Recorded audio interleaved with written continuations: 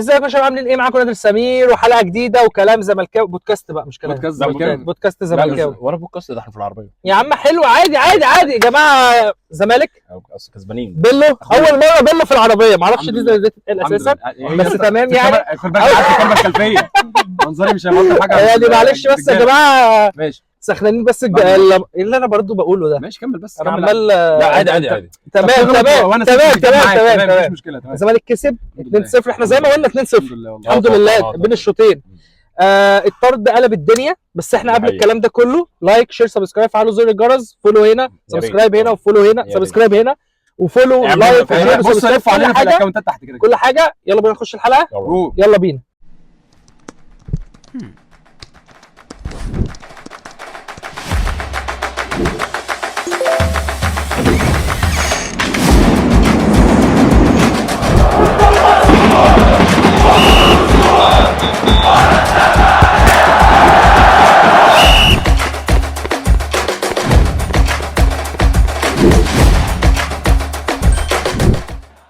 نبدا يا باشا توكل على الله. نبدا بايه؟ اول حاجه مبروك. انا المكسب ده يعني الحمد لله، عوده الانتصارات سترك يا رب. الحمد لله والله الحمد لله. بدايه جروس، نقدر نقول بدايه جروس الحقيقيه ولا ايه الكلام؟ لا حلو الكلام ده حلو. طب قول. بص هقول لك على حاجه عشان انت اللي ورا صاحبي مالك فيها يا صاحبي؟ يعني انت اللي قاعد ورا يعني. ماشي تمام. خلي بالك عربيته ممكن يطردنا. يا عم ماله يا عم فيها العربيات يعني على قفا من شيء. ماشي انا بس قبل اي حاجه بس معلش انا اسف انا هحط في مأزق. قول. مصطفى شلبي قابل للتطور يعني ثانيه معلش بس حد يجيب لنا بس من الحلقه، مش احنا هنجيبها له عادي، احنا اصحابه. حد يجيب لنا الناس جالك لما انا مدرج قالت لك ايه يا زمالك اهدى بقى يا باشا. الزمالك ده محتاج يهدى شويه، يهدى على نفسه شويه. يعني مصطفى شلبي ده ما عليهوش نقاش بصراحه. ايوه عايز سؤال واحد والله. واحد بس. انت بتاكل جيلي كولا يا اسطى؟ الحمد لله. ازاي خد منه في ذا ماتش؟ لا ده زوير يا اسطى في الرابطه والله. ازاي خد منه مزوره الموضوع ده؟ يعني ازاي عبد الله السعيد ما ياخدش مثلا؟ يعني ما علينا. عبد الله لا وناصر ناصر نزل خلص الماتش. ما علينا مش مشكله. لا بس الشحرره بتتضايق كده بتجننهم. انا عايز اقول بس على حاجه بالنسبه بس في نخش بس بسرعه. قول. ليه هي لسه مش بدايه جروس؟ انا لسه لغايه دلوقتي شايف ان اللعيبه او ان جروس تحديدا ملصم نفس الطريقه القديمه اللي لسه اللعيبه ماشيه بيها مع جوميز. يعني احنا بنكسب ازاي هنا؟ تمام. انا هحاول اضيف مثلا حاجه.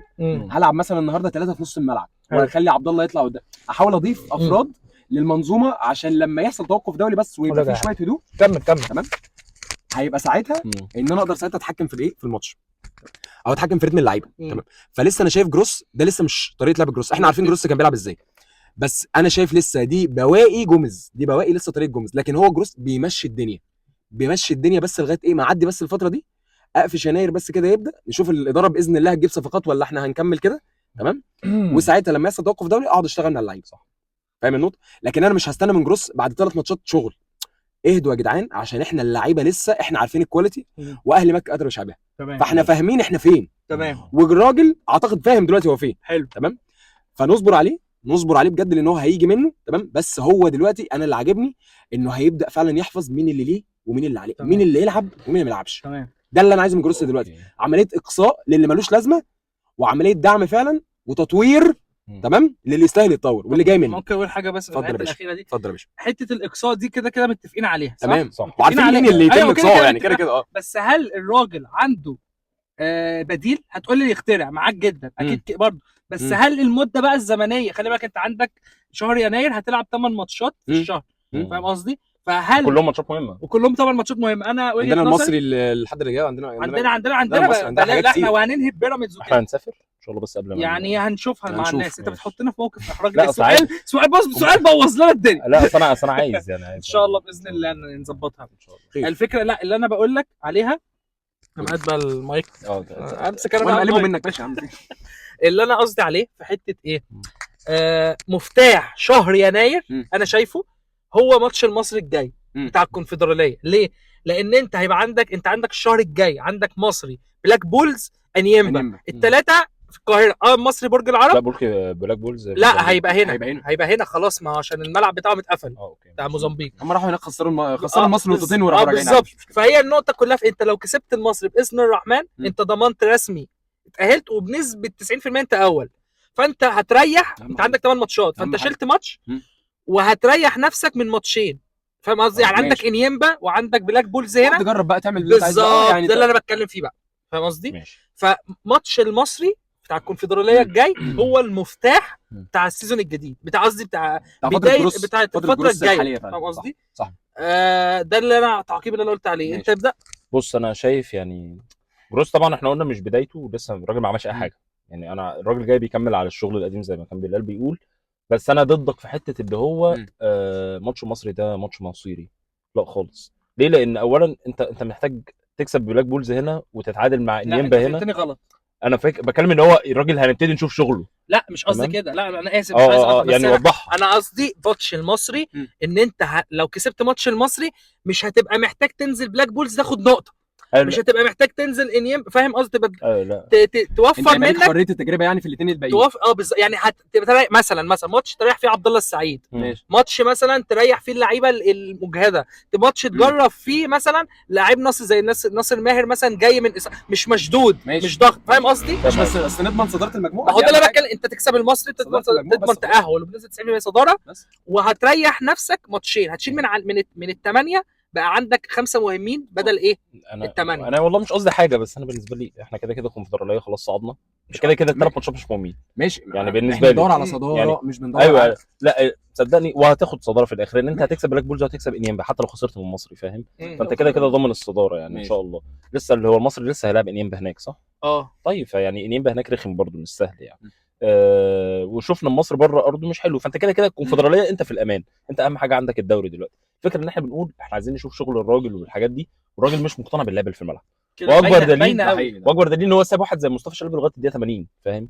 عشان مش لاقي حد. ما هو الماتش اللي فات خلي بالك اكبر دليل ان هو مجبور على خاطره بالظبط. يعني اللي هو ايه، ان هو الماتش اللي فات هو ما لعبوش، هو لاعب محمد حمدي، ده لاعب ما هو ما بداش بحمدي، لا يعني في الشوط الثاني ده لما بدل عايز ينزل وينج نزل حمدي اللي ولما اتصاب اضطر ينزل شلبي، فاهم قصدي؟ وجروس من المدربين اللي بتتبروز قوي، هو مقتنع ولا مش مقتنع بتبقى لما ما بيعملش تغييرات. يعني فاهم، هو كونه ان هو يفضل لغايه الدقيقه 60 وفي الاخر ينزل ناصر منسي مكان حسام اشرف، اللي هو كده هو جد من حسام اشرف، اللي هو حسام اشرف مش هيناسبه خالص في لعبه او هيبقى مهاجم ثالث. مصطفى شلبي هو سايبه لغايه الدقيقه 80 عشان ما فيش حد، فلما بينزل شيكابالا وبيجيب زيزو شمال. تمام، واحنا عايزين نيجي في حته زيزو دي بعدين. فبالنسبه لي هو جروس كده مش هيعمل اي حاجه يا جماعه لغايه ما يجي له لعيبه. هل بقى هيجي له لعيبه؟ دي قصه ثانيه، ده احنا مستنيينه بقى نشوف يناير بس دي قصه ثانيه. بس انا بالنسبه لي هو جروس مش هيبين اي ملامح لحد ما يناير يخلص اصلا. تمام، فربنا يستر بس ان يناير ده يخلص وانت من ال5 ماتشات بتوع الدوري او ال5 ماتشات اللي هم مهمين في الدوري يا عم يبقى معاك 12 بونت 10 بونت 12 بونت. يعني دي بالنسبه لي هي ده المكسب، بتظل اللعيبه اللي موجوده، بيظل ان الراجل بيحاول يقنع نفسه باللي موجودين، يا رب تعدي على خير. تمام. بس هو لا مش هيبان له ملامح دلوقتي خالص يعني. لما يمسك لما يمسك ويكمل. وعلى فكره انا سيبك بقى، احنا كنا متفقين على جروس مختلفين على جروس، احنا في الواقع دلوقتي الراجل معذور برضه يعني، خلينا واقعيين. الراجل معذور لانه لما جرب بنتاج مصاب، محمد حمدي مصاب، ناصر ماهر نزل عمل سبرنت اتصاب، احمد حمدي مصاب، فالراجل ومسلوسي لسه راجع من الاصابه. فانت الراجل اللعيبه اللي هي بتلعب كوره بقى كان عنده مهاجم بيلعبوا اساسي في بعض الفترات الجزيري مشي، فاهم؟ يعني بنسبه كبيره ماشي يعني خلاص. ايوه خلاص يعني فاهم. فالراجل باكد لك لا دي معلومه فالراجل يا جماعه برضه جروس معذور، فاهم؟ هيعمل ايه يعني؟ ما عندوش حتى يا عم نقول لك يعمل من الفسيخ شربات، هو ما عندوش فسيخ اصلا، هو ما عندوش لعيبه. هو الراجل بيلعب في قائمه، هو سبحان الله الراجل ده حظه كده يعني. حتى في 2019 لما كان موجود كانت نفس الظروف برضه، هو عنده 13 14 لعيب بيغير راح مثبتهم. ايوه قال لك هم دول ما فهو انت مستني منه ايه؟ مش هيعمل اكتر من ده يعني هنفضل بالوضع ده في العموم يعني، عشان جنرال في الحته بتاعت جروس مغلوب على امره طبعا بس يعني ماشيه بالظبط. هو بيحاول يمشي المكنه كانت ماشيه ازاي ما تلعبش فيها بالظبط. احاول اطور بس وبرده في نقطه برده ان حته ان مفيش وقت برده يا جماعه، احنا بنلعب كل 4 ايام فدي مشكله. ولسه يعني احنا الشهر ده لعبنا 6 ماتشات، الشهر الجاي هنلعب 8. مدرب طوارئ، فاهم هو جه حاله مدرب طوارئ، فاهم الفكره؟ فدي مشكله. بس انا مبسوط من حاجه من جروس معلش، فكره ان هو بيدي شحاته يعني، دي حاجه كويسه، لان جوميز ما كانش مقتنع بشحاته خالص، كان مش خالص، ما كانش بيديله. بس شحاته عنده مشكله برضو ان اي كره بتجيله على الدايره او بيشوط. بس يعني عايز اقول لك على حاجه، انا معاك ان هو عايز ده اللي عايز يتطور وقابل للتطور في الحته دي. أيوة. تمام.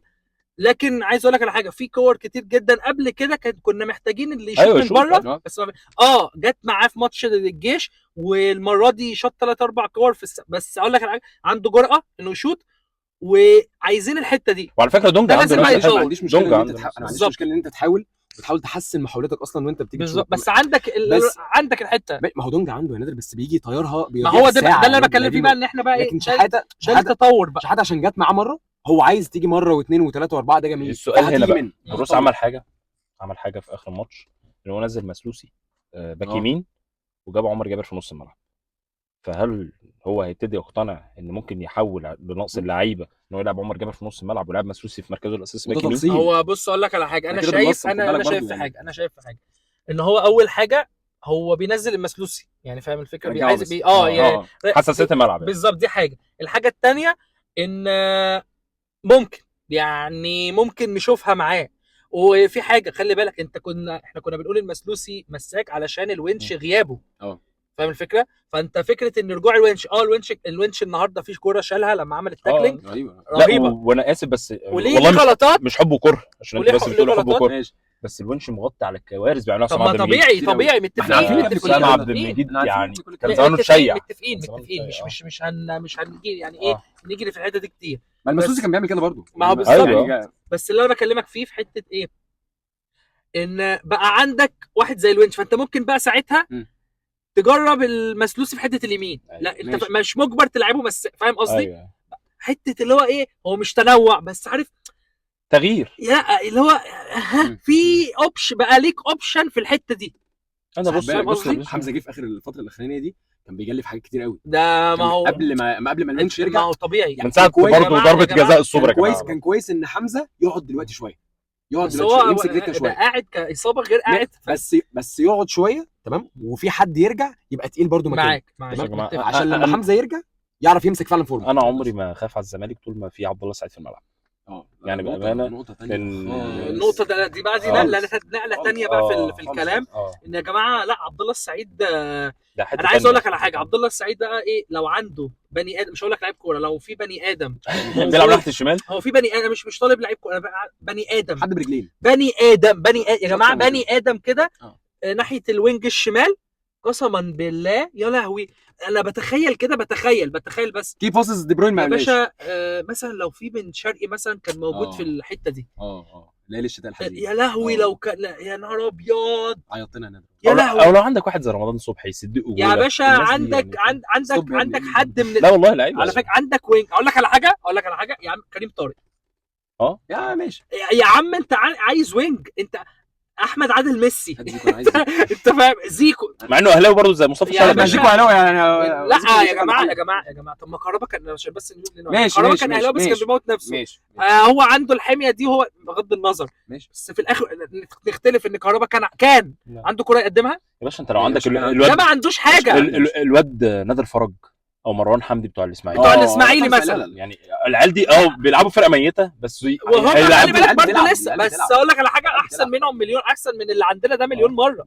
انا يا جماعه خلاص وصلت لمرحله صعبه قوي معاه، لا احنا مش هنتناقش ومش هنتكلم ومش نرجع بس عايزين نتكلم على عبد الله، ندي كريدت جدا لعبد الله السعيد بصراحه. اقول لك على حاجه، في النهارده كوره والله العظيم بجد يا جماعه، كان في اخر الماتش عبد الله مش عارف بالظبط دقيقه كام، بس عبد الله السعيد يا جدعان جري من نص الملعب، ده كل ماتش بيعملها، نص الملعب في الاتحاد، نص الملعب الاتحاد، رجع بنفسه ضغط على الولد بتاع الاتحاد، مع اللعيبه بتاع الاتحاد، جابها لنا اوت، وبدانا منها هجمه، راحت بعد كده كملت بقت هجمه خطا.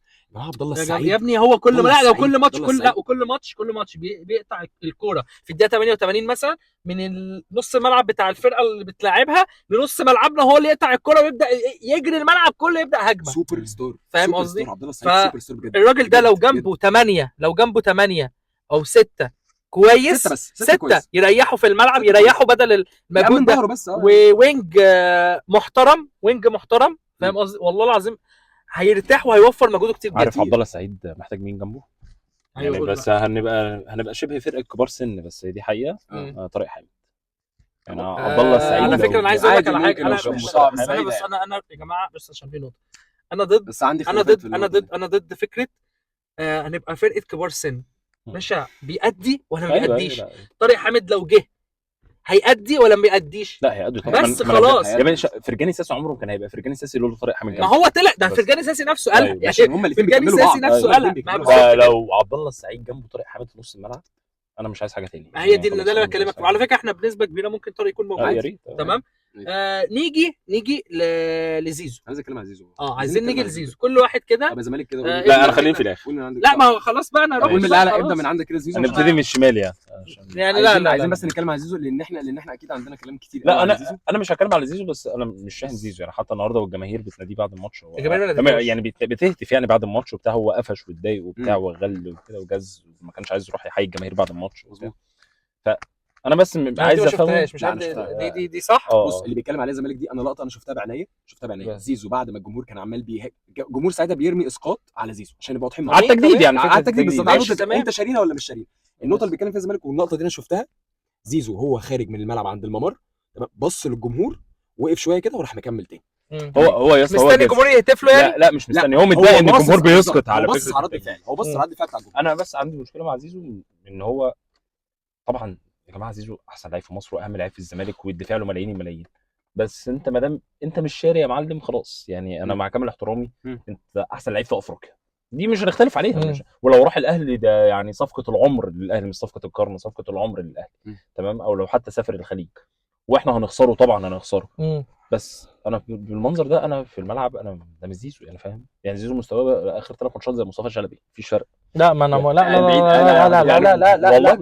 يا اسطى انت مشكلتك يا اسطى انت بتقول حاجات. مصطفى شلبي لا يقارن باي بني ادم. لا بس انا بتكلم يعني الاثنين صفر ايجابيه. مش المردود اللي انت مستنيه من. ماشي تمام فاهم قصدي. انا بتكلم في نقطه اللي هو انا برضو بلعب زي ما انا بقول بلعب من غير وينج شمال، انا بلعب من غير وينج يمين برضو يعني فاهم. انا اللي عايز اقول لك حتى الاجوان النهارده اللي جت دي سبب زيادات عمر جابر فاهم. فانا بتكلم في نقطه ان هو يا جماعه لا انت زيزو انت عايز تمشي اتفضل مفيش مشكله، انا هخسر احسن لعيب في مصر ما عنديش مشكله، بس ما تقعدش بقى تبوظ لي الدنيا يعني. الدنيا خربانه عندي فما تبوظهاش انت اكتر بان انت مقريف واللعيبه الصغيره تشوفك مقريف وانت كنت اهم لعيب في الفرقه وبتاع. ده غلط، ده جو غلط عامه في الفرقه. عايز تمشي يا عم يا ريت يمشي، بس انا بالنسبه لي احسن حل قلته قبل كده من شهرين تمام ان هو يا جماعه جددوا معاه سنه واحده برقم رمزي وبيعوه ان شاء الله ب 2 مليون دولار نستفيد منه اي حاجه. لكن يعني انت بالنسبه لك يجددوا لزيزو ولا يمشي؟ انا لو زيزو هيجدد ويرجع زيزو ماشي. لو يعني ما ايوه لو هيفضل يلعب بالمستوى ده يعني لو مشكله فلوس وهيجدد ويبقى بني ادم طبيعي ويرجع نجم مصر ما عنديش مشكله. تمام. لكن لو هيجدد ويفضل لي كده ما يجددش طبعا. تمام. بص اخدت المايك اديهولك ادي بتاعك عشان نبدل عليه كده. ماشي قصدي في المايك. راعي ان انا قاعد فين في العربيه يا عم. يلا يا عم السبوره احنا انا هموت من الحر. طيب هقول لك على حاجه. في جمله او في لقطه معانا كانت في حلقه كنا احنا برضو صورناها، قلت لك ساعتها يا جماعه زيزو هيفضل لغايه نهايه السنه الماتشات المتبقيه هيدي لك بدل ما زيزو هو نجم الفرقه السوبر ستار اللي يشيل لك الفرقه فعلا لما نبقى محتاجينه، بدل ما بيدي لك 8 9 من 10 يا باشا هي 5 من 10 حلوين قوي عليكم. والله حرفيا اكنه بيقول لنا على قد فلوسكم، اللي هو على قد فلوسكم لسه ما جاتش. تمام. والله انا مش ضامن مستقبلي يا جماعه، والله ممكن مش ممكن ما اعرفش انا قاعد ولا مش قاعد. تمام. ده ما ينفعش يكون انا اسف قدوه اللعيبه الصغيره اللي لسه باصين ان ده زيزو نجم نادي الزمالك. انا ما ينفعش ان انت تلوي بوزك عليا كجمهور. انا اللي شلتك وانا اللي رفعتك وانا اللي خليتك نجم الفرقه وانا اللي وصلت. انت طبعا اشتغلت على نفسك وليك مجهودك وليك كل الكريدت الموجود. تمام. بس انا اللي ناديت ان انت تبقى رقم 1 في منتخب مصر وبنادي ان انت تبقى رقم 1 في نادي الزمالك وان احنا في وقت ما الاداره اسمعي كلام الجمهور زيزو يجدد له ده لازم بالرقم اللي هو عايزه لانه يستاهل. تمام. انت قدمت اماره واحنا قدمنا اماره. لكن دلوقتي لما انت تيجي تلوي بوسك على الجمهور وتيجي تقول مثلا او انت ما قلتش مثلا اللي انت انا مش هلعب لكم لغايه ما اشوف لا انت ما ينفعش تعمل كده. انت تحديدا ما ينفعش يلعب يعني اي لعيب تاني مصطفى شلبي بيعمل كده كل الناس اي حد تاني في الملعب يعمل كده. تمام. لكن انت نجم الفرقه انت الايمج بتاعت النادي.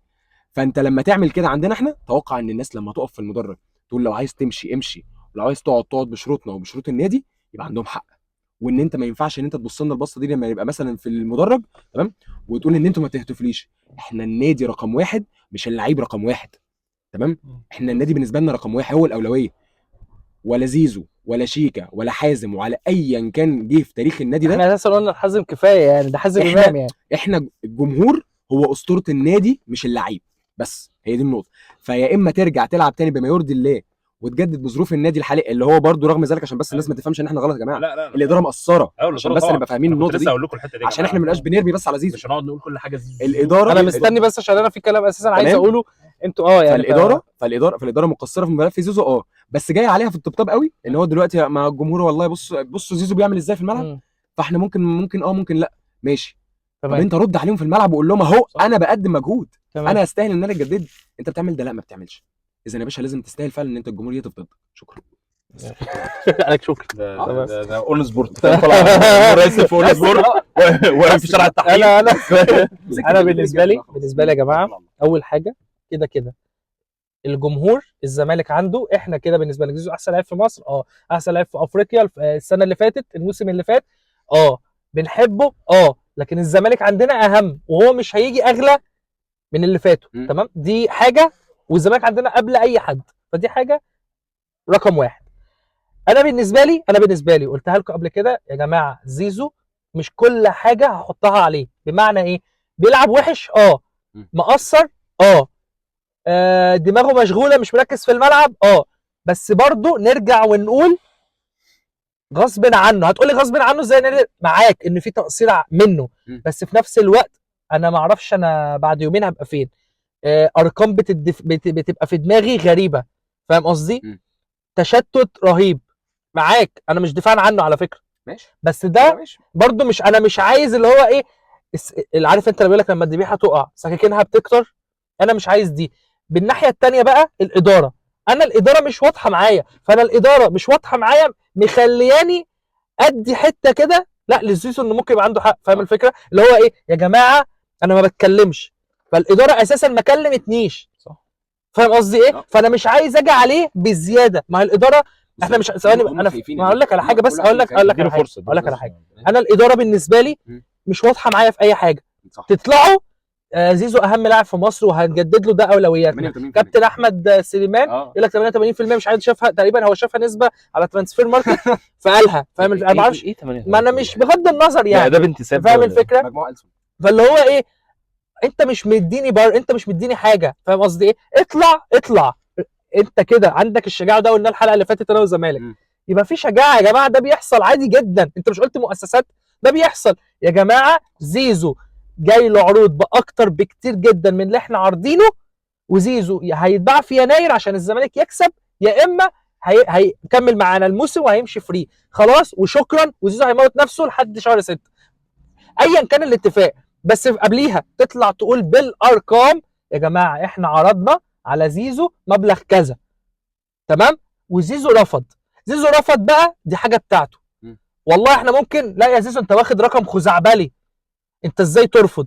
يا زيزو عايز يروح الاهلي بدماغه هو، يا زيزو عايز يامن نفسه في الخليج، مع ان انا الكلمه دي بتستفزني يعني، فاهم؟ انا هروح امن نفسي في الخليج، تامن نفسك يعني، بس بغض النظر، فاهم الفكره؟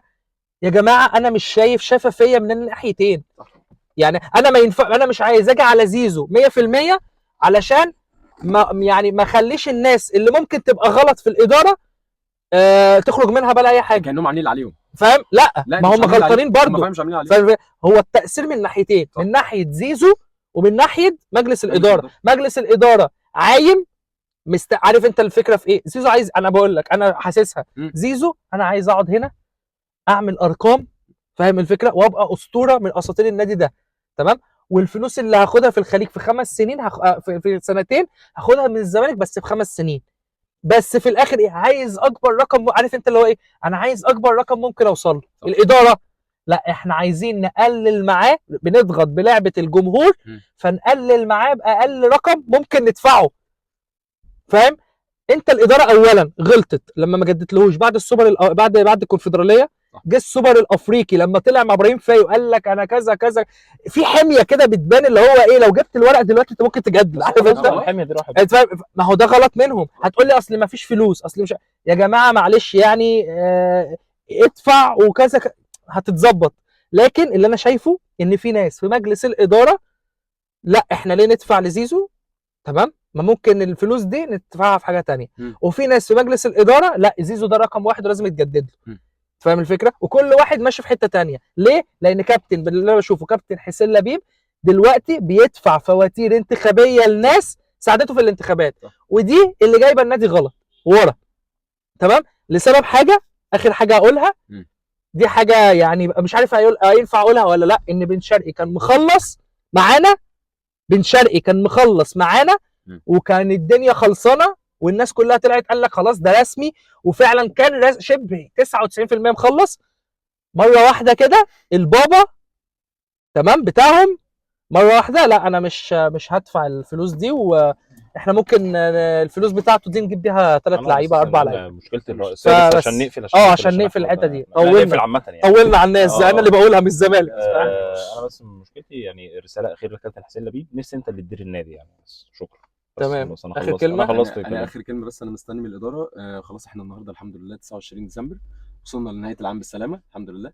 30 31 1 يناير، من 1 يناير ل 31 يناير انا مش عايز اقعد لغايه الساعه 12 بالليل يوم 31 يناير استنى ان احنا بسم الله الرحمن الرحيم نعلن عن صفقات.